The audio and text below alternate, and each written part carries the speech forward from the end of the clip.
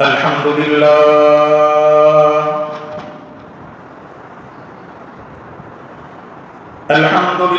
نحمده ونستعينه ونستغفره ونؤمن به ونتوكل عليه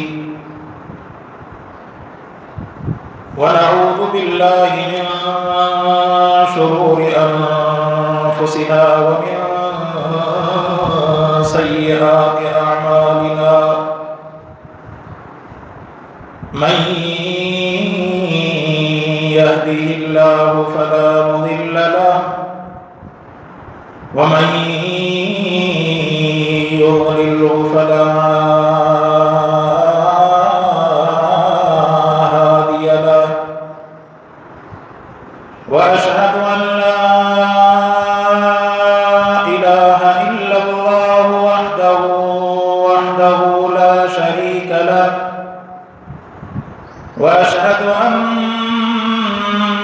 سيدنا ونبينا وسندنا وحبيبنا وحبيب قلوبنا وطبيب قلوبنا محمدا عبده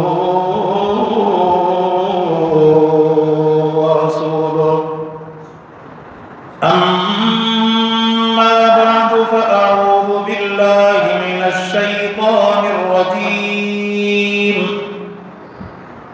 بسم الله الرحمن الرحيم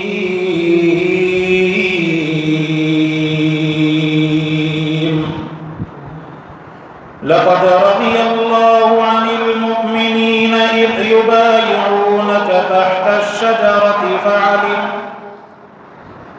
فعلم ما في قلوبهم فأنزل السكينة عليهم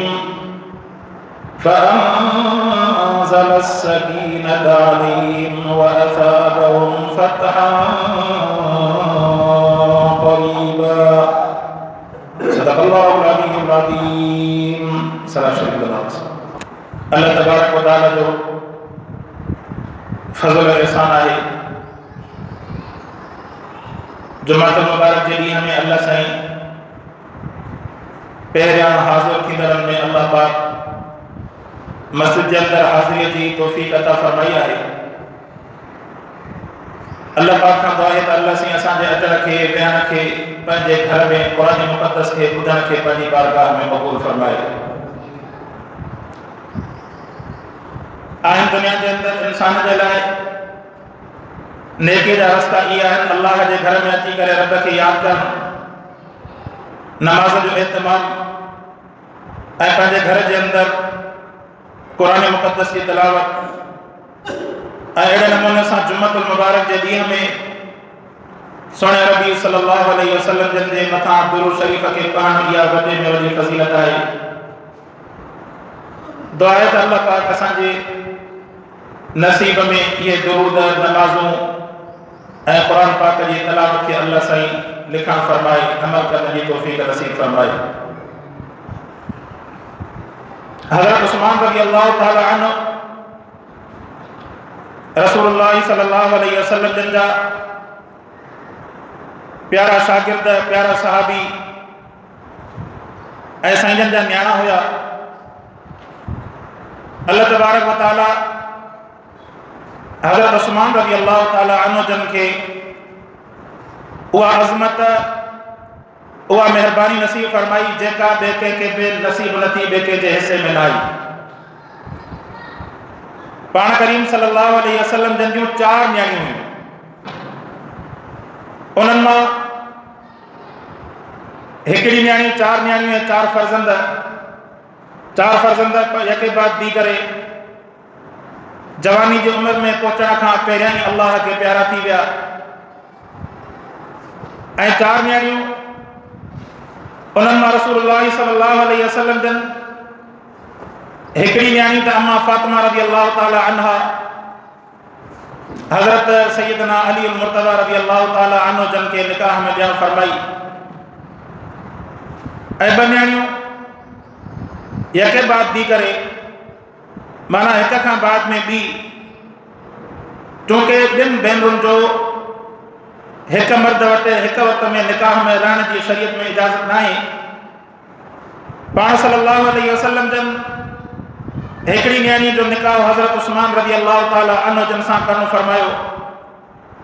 ग़ज़वा बदर के मौके ते जॾहिं उहा न्याणी बीमार थी पई ऐं उन खां बाद में अल्लाह के प्यारी थी वई,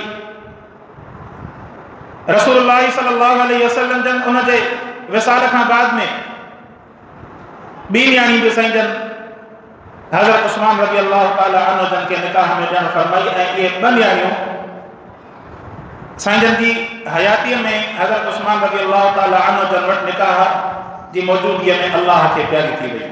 चौथी न्याणी हज़रत मैमूना आहे जेका इन खां में ॿिए कंहिं वटि पढ़ियल हुई।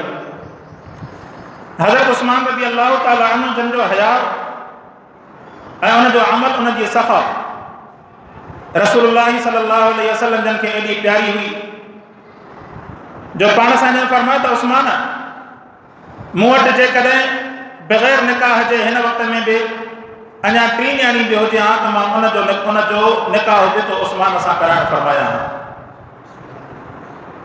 हदीस पाक में अचे थो हज़रत उस्मान रज़ी अल्लाह ताला अन्हु जन जो हयाओ एॾो मारूफ़ हुयो जो अम्मा आयशा रज़ी अल्लाह ताला अन्हा फरमाए थी कान रसूलुल्लाह सल्लल्लाहु अलैहि वसल्लम मुत्तजअन फी बैतिही काशिफन अन फखिदैहि औ सातैहि। पाण करीम सल्लल्लाहु अलैहि वसल्लम जन घर में टेक ॾेई करे वेठा, असां जन जी पिनी या रान खुलियल हुजे, ॿाहिरां आवाज़ आयो त साईं अचां, पुछण फरमायो केरु? ॿुधायो त साईं हज़रत अबू बकर। पाण फरमायो इजाज़त ॾियोसि अचे अंदरि। वरी दरवाज़ो खड़कियो, आवाज़ आयो केरु? फरमाए साईं उमर। फरमाई इजाज़त ॾियो। वरी टियों दफ़ो आवाज़ आयो साईं अंदरि अचण जी इजाज़त खपे। पाण साईं फरमायो त केरु? साईं उस्मान। पाण फरमायो उस्मान खे। उस्मान बीह। पाण साईं पंहिंजी रान ऐं पंहिंजी पिनीअ तां जेको कपिड़ो हटियल हुयो, जीअं आराम जी हालत में माण्हू वेंदो आहे, पाण साईं पंहिंजा कपिड़ा सिधा करे ऐं पोइ सिधा थी करे वेठा। उन खां बाद में उस्मान खे इजाज़त ॾिनो त उस्मान हाणे तूं अचो। पाण फरमायो त फ़क़ाल अला अस्तही मिन रजुलिन तुस्तहया मिनहुल मलाइका व फी रिवायतिन क़ाल उन उस्मान रजुलन हय्युन व इन्नी ख़शीद अन अदिनत लहू अला तिलकल हाल। पाण फरमायो त मां उन शख़्स खां हया छो न कयां जंहिं उस्मान खां मुंहिंजे रब जा फ़रिश्ता बि हया कंदा। हज़रत उस्मान खे अल्लाह हया जी उहा सिफ़त अता फरमाई हुई। फरमाईंदा त सॼी ज़िंदगी में उस्मान पराई उघड़ त पंहिंजी जाइ ते पर पंहिंजी उघड़ बि न ॾिठी हुई। अहिड़ो अल्लाह उस्मान खे हया नसीब फरमायो हुयो। ऐं हया अहिड़ी निशानी आहे जेका ईमान ऐं मुसलमान सां लाज़िम मलज़ूम शइ आहे, जंहिंजे अंदरि हया न आहे। फरमायो त इदा फातकल हया फफल मा शैत, जॾहिं इंसान जो हया फ़ौत थी वञे त पोइ जीअं वणे सो करे। जॾहिं इंसान में हया न आहे त पोइ गारियूं ॾे, बदअख़लाक़ी करे, ॿिए जी बेदबी करे या कपिड़ा लाइ घुमे, उनखे को चवण वारो कोन्हे। अॼु के मुआशरे में असां मुसलमाननि जो इन जे करे ईमान कमज़ोर थी वियो जो असांजो इन्हनि फिल्मुनि जे ज़रिए सां ऐं शाइरीअ जे ज़रिए सां असां मुसलमाननि जे नौजवाननि मां ख़ासि करे हयाव खे धिके करे कढियो वियो। नतीजो इहो निकितो जो माण्हू निकाह खे नापसंदि कनि था ऐं ज़िना खे माण्हू पसंदि कनि था। जेका बि इश्क ऐं महसूक वारो तव्हां इहो दुनिया जे अंदरि फ़लसफ़ो ॿुधो था, इन जो इश्क ऐं महसूकी आहे ई कोन। असल में इहा जेका आहे जिस्म जी चाहत आहे, ज़िना जी जेका आहे ख़्वाहिश आहे ऐं बदकारी जी ख़्वाहिश आहे। वरना पाण करीम सल्लल्लाहु अलैहि वसल्लम जन फरमायो, पाण फरमायो त तनाकहू व तनासलू व तवालदू फ़इन्नी उबाही बिकुमुल उममी यौमल क़ियामा। पाण फरमायो तव्हां निकाह कयो ऐं फरमाई त व तनासलू ऐं तव्हां औलाद पैदा कयो फ़इन्नी उबाही बिकुमुल उममी यौमल क़ियामा। क़यामत जे ॾींहुं मां मुहम्मद ॿियनि नबियनि जे मथां फ़ख़्रु कंदुसि। ऐं मुंहिंजा अल्लाह सवा लख अंबिया किराम जा उम्मती हिकु तरफ़ कई, मां मुहम्मद जी उम्मत जा माण्हू सभिनीनि खां मथे ई मथे। इन जे करे शरई एतबार सां इहे ख़ानदानी मनसूबाबंदी वारनि जो कोई हिसाब किताब कोन्हे, दो बचे अच्छे वारनि जो। जेकॾहिं को माण्हू कंहिं ज़रूरत जे करे जेसीं ताईं नंढे ॿार खे पाले इन हिसाब सां जेकॾहिं ॿारनि खे रोके थो शदीद मजबूरी जे करे या जेकॾहिं घरवारी बीमार आहे या का बि उज़ुर आहे जंहिंखे शरीयत में उज़ुर चइजे त इन हालत जे तहत ॿारनि खे वक़्ती तौर ते रोकाइण जी इजाज़त आहे। पर इन जे लाइ त सुभाणे इन्हनि खे पालींदो केरु, इन्हनि खे ज़मीन ते जॻह केरु ॾींदो, सुभाणे इन्हनि जो बंदोबस्तु केरु कंदो, इन हिसाब सां जेकॾहिं माण्हू निकाह खे रोके थो त ॼण त इन निकाह खे इनखे औलाद जे पैदाइश खे रोके थो त ॼण त इहो अल्लाह जी मख़लूक खे क़त्ल थो करे। क़ुरान फरमाए वला तक़तुलू औलादकुम ख़शियत इमलाक, फरमाईंदा तव्हां पंहिंजी औलाद खे तंगीअ जे करे क़त्ल न कंदा कयो। दुनिया में इहो ट्रेंड हली चुको आहे साईं, 2 बच्चे अच्छे, हालांकि हालत इहा आहे त जिन वटि 2 ॿार आहिनि उन्हनि जी ज़िंदगी बि तबाह ऐं जिन वटि न आहिनि उन्हनि जी ज़िंदगी बि तबाह ऐं जिन वटि आहिनि बि उन्हनि जी ज़िंदगी तबाह। काइनात वारनि अल्लाह तबारक व तआला जी इन ख़िलक़त जे अंदरि पंहिंजे अक़ुल खे इस्तेमालु कयो। हालांकि करोड़े लखे साल गुज़री विया इन काइनात खे पैदा करण में। जेको अल्लाह आदम अलैहिस्सलाम खां वठी करे इंसानियत खे पाले थो, इहो रब क़यामत जे क़ाइम थियण में तमामु इंसानियत खे पालण जे क़ादिर आहे। दुनिया में इंसान अल्लाह जी ज़ात खे सम्झो न आहे। इहो इश्क़ ऐं मोहब्बत जेकॾहिं अल्लाह जी ज़ात सां हुजे त रज़ाक़ अल्लाह जी ज़ात आहे। दुनिया में इंसान रिज़्क़ जे पोयां त भॼे थो पर रज़ाक़ जे पोयां भॼण जे लाइ तयारु न आहे। हालांकि राज़िक़ अल्लाह जी ज़ात आहे। अवां यकीन ॼाणो केतिरा ई माण्हू जिन जी लखनि जी तादाद में पगार, लखे रुपयनि जा मालिक, उन जे मुक़ाबले में ग़रीब अॼु बि 500-700 रुपया मज़दूर कमाए थो, ज़िंदगी हो बि गुज़ारे थो, ज़िंदगी हो बि गुज़ारे थो। वधि में वधि फ़र्क़ु इहो हूंदो हो खणी लोह जे कड़गारे ते चढ़ी करे घुमे थो, खणी पंध या साइकिल या मोटरसाइकिल ते घुमंदो। ज़िंदगी इन शइ जो नालो न आहे, ज़िंदगी नालो त हिन जो आहे। फरमाईंदा तव्हां अला बिज़िक्रिल्लाहि तत्मइन्नुल क़ुलूब, फरमाईंदा अल्लाह जो ज़िक्र कंदा वेंदो तव्हांजे दिलनि में अल्लाह तबारक व तआला इत्मीनान जी दौलत नाज़िल करणु फरमाईंदो। जेके क़ुरान पढ़ो था, जेके नमाज़ पढ़ो था, जेके अल्लाह खे यादि कयो था, अवां पंहिंजी दिलि खे तव्हां वज़न करे ॾिसो, तव्हांखे महसूसु थींदो त उन मालदार जे मुक़ाबले में जेको अल्लाह खे यादि नथो करे, अल्लाह पाक अवां जी दिलि खे इत्मीनान ऐं सुकून जी दौलत सां मुनव्वर करणु फरमायो। दुनिया जा वॾा वॾा वॾेरा ॾिठासीं, अखियुनि सां ॾिठासीं, नालो निशान उन्हनि जो मिटी वियो। माण्हू चवंदा त साईं हिन खां सवाइ त दुनिया हली न सघंदी। केतिरा माण्हू पंहिंजी ताक़त जो इज़हार कंदा, केतिरा में बनी इसराइलनि जे दौर में गुज़रिया जिन जो क़ुरान बि ज़िक्र करणो फरमायो त या हामान इन कारून व हामान, फरमाईंदा कारून बि गुज़रियो, हामान बि गुज़रियो, फ़िरौन बि गुज़रियो ऐं निमरूद बि गुज़रियो। केतिरा ई दुनिया जे तख़्ते ते हिन वक़्त जा फ़िरौन बि गुज़रिया। अमेरिका जा वॾे में वॾा फ़िरौन असांजे इलाइक़नि में अरबपति खरबपति, पर उन जे बावजूदि उन्हनि जे क़ल्ब जे अंदरि सुकून न आहे रखियलु। छाजे करे उन्हनि जी दिलि में अल्लाह जो ज़िक्र न आहे, उन्हनि जूं दिलियूं रब जे ज़िक्र खां ख़ाली आहिनि। अवां पंहिंजी दिलनि खे ॾिसो, अवां नमाज़ पढ़ण ईंदा, रब खां वेही करे दुआ घुरो, पंहिंजा मसइला अल्लाह जी ज़ात खे ॿुधायो, ॾिसो त अल्लाह पाक तव्हांजी दिलनि खे कीअं थो सुकून इत्मीनान बख़्शण फरमाए। दुनिया जा मसइला ख़तमु न थींदा जेसि ताईं इंसान ज़िंदा आहे। ॿिया मसइला न, हरकत आहे, इंसान हरकत कंदो, कॾहिं कर्ज़ चढ़ंदो, कॾहिं तकलीफ़ ईंदी, कॾहिं औलाद जे लाइ, कॾहिं पंहिंजी महिनत जे लाइ, कॾहिं पंहिंजी तबियत सही न हूंदी। इहे मसाइल कईंदा, मसाइल ख़तमु थींदा जॾहिं इंसान वफ़ात कंदो। जॾहिं होॾे बि ज़िंदगी आहे, हेॾे बि ज़िंदगी आहे, पर सुकून ऐं इत्मीनान वारी ज़िंदगी अल्लाह तबारक व तआला हिन क़ुरान जे अंदरि रखणु फरमाई। अल्लाह अकबर। तव्हां क़ुरान खे ॿुधी त ॾिसो, क़ुरान खे पढ़ी त ॾिसो, क़ुरान जो बि पंहिंजो अंदाज़, पंहिंजो अदब आहे। मुस्लमान जेकॾहिं दुनिया जी दौलत उन वटि न आहे त उनखे परेशानी थिए थी, मुंहिंजी औलाद वटि नौकिरी न आहे, मूंखे नौकिरी न आहे, मां परेशान आहियां, पर उन वटि क़ुरान जी दौलत न आहे त उनखे का ॻणती न आहे। बचिड़ो जेकॾहिं पीउ जे साम्हूं पर जेकॾहिं अंग्रेज़ी ॻाल्हाईंदो, चवंदो मुंहिंजो बच्चो पढ़ियलु लिखियलु आहे, पर जेकॾहिं क़ुरान जेकॾहिं सुहिणे अंदाज़ में पढ़ंदो त उनखे इहो हया न थींदो त इहो क़ुरान जो पढ़े, हिन जो बि अदब करणु मुंहिंजे मथां फ़र्ज़ु आहे। पंहिंजे बच्चनि खे अल्लाह जे क़ुरान सां उन्हनि जे सीननि खे मुनव्वर करणु बि मुंहिंजी ज़िंदगी जो हिसो आहे। भला वफ़ात कंदो त इहे बचिड़ा भली दुनिया जी तालीम पढ़ायो, पर क़ुरान जी तालीम खे माण्हू पहिरियों मुक़दम रखे। क़ुरान सीने ते हूंदो आहे, दुनिया जी तालीम जा किताब पुठीअ ते हूंदा आहिनि। केॾो बि पढ़िया, नौकिरी न मिली, परेशान, तकलीफ़ आई, परेशान।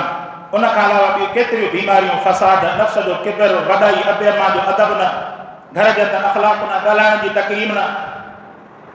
अॻ में जॾहिं क़ुर अॻ में हूंदो हुयो माण्हू अबे अम्मा जो बि अदब कंदो हो ऐं पंहिंजे भाइरनि जो बि अदब कंदो हो। पोइ हिन अदब जो ख़तमु थियो, हिन क़ुर खे छॾियो मुस्लमान, अदब दिलनि मां ख़तमु थी वियो। ज़ाहिर आहे अबो बि अम्मा बि पंहिंजे औलाद जे लाइ दुआऊं करणु बंदि करे छॾियूं ऐं भाइरनि बि पंहिंजे भाइरनि जे लाइ दुआऊं घुरणु बंदि करे छॾियूं। भाउ वटि नंढे भाउ जो अदब न आहे, नंढे वटि वॾे जो अदब न आहे।